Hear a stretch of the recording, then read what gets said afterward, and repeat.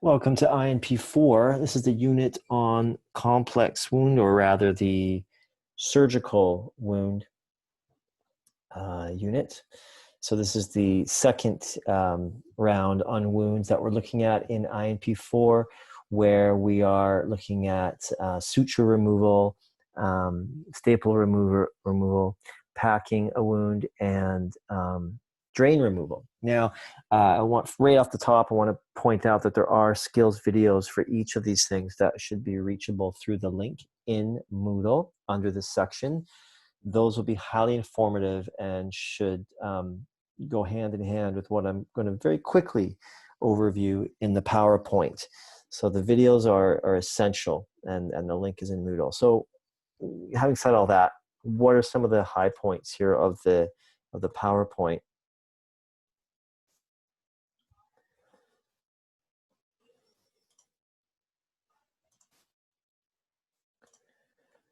So you got these negative pressure. This is just kind of for your information.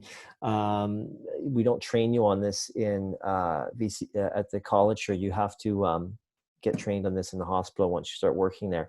But you will see these. You might see what's called the PICO dressing, which is similar technology to the VAC dressing, where I'm sure you'll see this. For example, we used to have the PICO dressings a lot at St. Paul's. I haven't seen them around for a while, not sure why, and that's why I'll say it's the same idea, but smaller than the VAC. And the VAC I will talk about because we see these a lot, and they're very common. Bottom line, you can watch the video link, but the bottom line, what it is this is obviously a wound that's healing by secondary intention or even tertiary intention. In other words, maybe it was some kind of debridement or maybe a fasciotomy, something that was done intentionally by the surgeon to open things up, or it was a terribly ill healing wound that began to form a cavity, and we decided that we could heal it, and so we started packing it. So VAC therapy, vacuum-assisted closure, is a very specific therapy, and what this does is the video will go through details, but essentially it's a sponge here. It all comes in a kit with a suction device attached to it. I'm putting it very simply here. And what that does is it removes the excess fluid out of the wound, because too much fluid, as you know, inhibits cell growth and therefore inhibits healing. So it takes out excess fluid. That's number one. Number two, what it does is it assists in the closure through negative pressure. It actually starts to draw things and encourage cellular migration or whatnot, a movement inwards, if you will, by way of negative suction. And so as the weeks go by, days and weeks go by, the sponge gets replaced maybe every 3 days. Depending on how often. They usually do the change about 3 times a week. And each time, or over time, you'll notice that the sponge gets cut, because it can be cut to size. It gets cut smaller and smaller until eventually the wound is practically non-existent. So that's the idea behind vacuum-assisted closure. That's a bit of a side point, but it's very related to what you'll see out in clinical, and it's also very related to the topic of packing a wound. Having said that, we'll just keep moving on here to areas of focus. At the time that this video is being made, your scope of practice for and we'll talk about that. Staple removal, no problem, there's no issues there. Suture removal, we'll talk about scope limitations with that in a second. Drain removal, I'm not aware of any scope limitations there for drain removal in terms of surgical drains, like the HemoVacs and the Jackson-Pratt drains.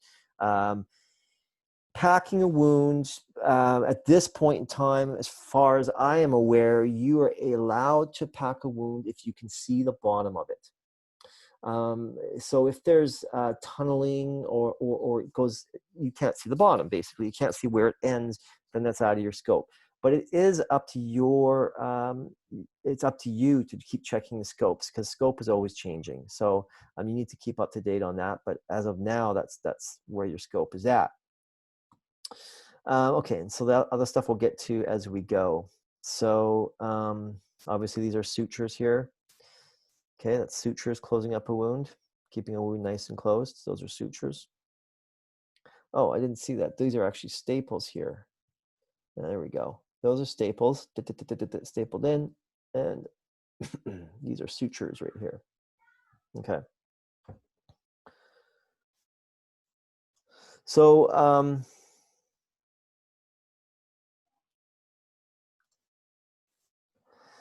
What kind of suture is this? Okay, these are individually wrapped sutures to help close a wound. So these are called intermittent sutures because each one is on its own and they're not continuously. It's not sewn through continuously. It's not, if you take one thread and sew it through continuously, that's called a continuous suture, which we'll talk about in a minute. These are not sewn through continuously. They're one done, then another one's done, totally separate, totally discontinuous, not attached one to the other. So they're called intermittent sutures. These are in your scope to remove. So it is within your scope to remove intermittent sutures. And the video that I demonstrated is actually showing you how to remove intermittent sutures. And basically, long story short, as you'll see in the video, you are, after cleansing the wound, you lift up the suture the best you can with your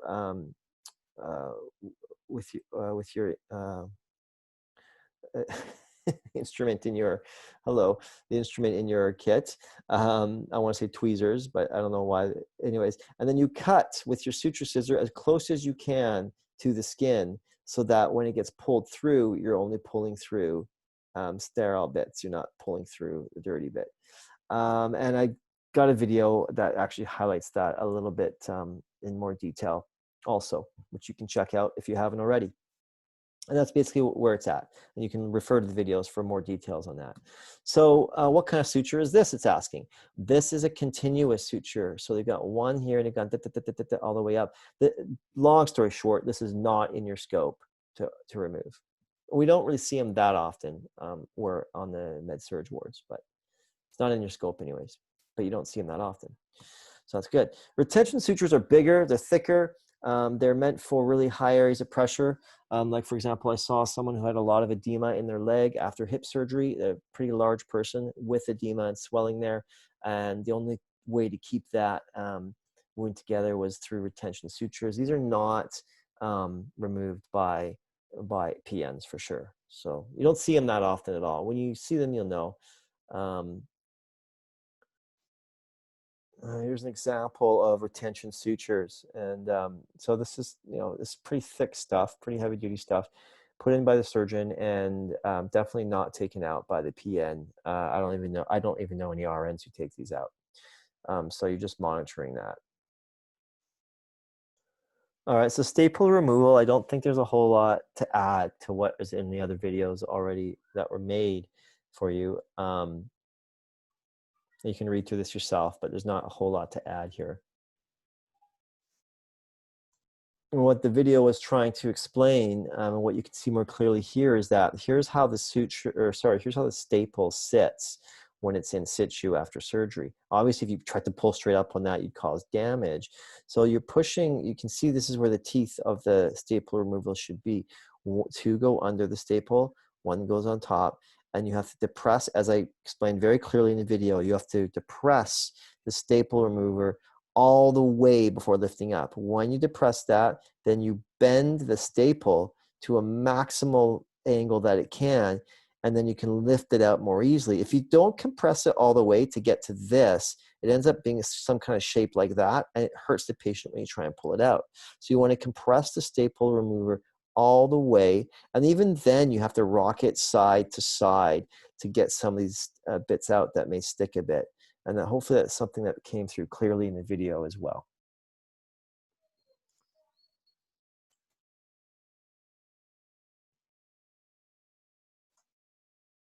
So this is the drain here. Tried to mimic this in the lab in the video. But yeah, typically is a little puncture wound separate from the wound, but it's separate from the actual surgical wound, but it's a little surgical puncture here, and it's draining all the excess fluid or air from that peri-wound area. The rest I kind of went through in the video about that. This we don't see very often. It's called a Penrose drain. And, we don't see it that often. Actually, I'm not really going to talk about it, to be honest with you, because it's just, we don't see it that often. There's no need to confound everything here. If you see this, you'll need some training on it, bottom line. I've been in the hospitals for over 10 years, yeah, well over 15 years now. And I've never seen a Penrose drain. I've never heard of anyone seeing a Penrose drain. I'm not saying they're not out there, but it's so uncommon. Honestly, it's just not worth talking about it right now. So this is the type of thing you'll see most often.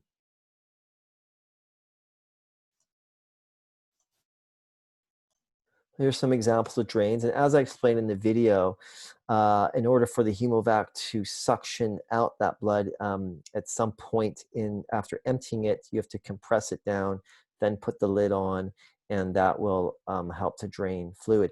Very seldom, but sometimes a doc will order drain by gravity, which means you wouldn't put the suction on. But you don't really see that on surgical wards. That would be more of a neuro ward. When they have this inside someone's head. And yes, I've seen this draining someone's cranium before. That they don't want negative pressure. That's a very specific situation. Generally speaking, they won't say anything. They'll just say HemoVac drain, and it's automatically assumed at that point that you're applying negative pressure. This is a Jackson-Pratt drain. It's a Davol drain. They work the same way. This one you squeeze. Instead of pushing down, you squeeze it and then fasten at the top. We have these in the lab you can look at when you go. It also works by negative pressure. Jackson-Pratt's the same deal. Sorry, Davol's the same deal. You squeeze the top here and it helps to engage negative pressure.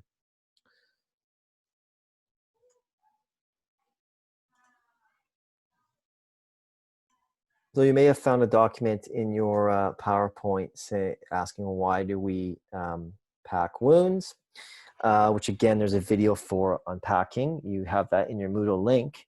Why do we do it? Well, there's at least 3 reasons. And I say at least 3 because you can add to these reasons depending on what you want to pack the wound with. For example, if you want to pack the wound with an anti-infective product, like an anti-infective ribbon, for example, or an anti-infective gauze, then obviously one of the reasons you're packing it is to prevent infection. If you are packing it with something called Caltostat, which is supposed to slow the bleeding, then the reason for packing it is to slow the bleeding. So, the list goes on depending on what products you use. However, that kind of information and training is something you'll receive when you take some wound care link courses once you're hired. Right now, we're sticking with the basics, and the basic 3 reasons that you'll pack a wound. And why I say basic is because we're talking about wounds being packed with, say, moist, damp gauze, whether it's gauze ribbon for a really narrow wound and deep, or whether it's gauze 2x2s or 4x4s for something that's maybe not as deep but wider. So we're talking about really at this level, your basic entry level competencies. We're talking about packing a wound, most likely packing a wound with something like saline. I don't like the term saline soaked, but something that's gauze that's damp with saline. And again, look at the video for more details on that. So why do we do it? We do it because for 3 main reasons. We don't want the top of that wound to start rounding out. If you imagine a cavernous wound, maybe a little, maybe the size of an egg, for example, as deep as an egg, looks like an egg, let's say, inside the leg, say it's an ulcer or something. Maybe it's on the buttock, whatever. But you don't want the top to start healing before the bottom. Otherwise, the edges of the top will round and it won't close properly and it won't look proper. And you might even get an abscess forming in there. So you want to stop the upper edges from rounding. So you pack a wound from the bottom up to keep those edges from rounding. You also do it to maintain optimal moisture in the wound. And we talked a bit about that with vac therapy. So you don't want to make it too wet in the wound because that will not promote growth either. And you don't want it to be too dry because that won't promote growth either. So we put in this moist gauze to keep it the right amount of moisture. Finally, it's just like when debridement. And how does that work? It really, for those of you who do anything in the kitchen, or those of you who've ever had to wash like bird poo off of anything, a deck, concrete, or a car, that soaking it first. And it's the same thing when you spill certain things on the stove. Soaking it first, putting a wet cloth on it first, and just waiting the 5 minutes or whatever before scrubbing usually makes it a lot easier. It's the same thing with this. So debridement, when you have something moist pressing up against sloughy tissue, or it makes it easier to remove, or might even start removing some excess bits itself. So it can have some degree of debridement. And that depends on what products we use too. Those are the 3 general reasons why we pack a wound. Of course, the upshot of all those reasons is to promote proper healing.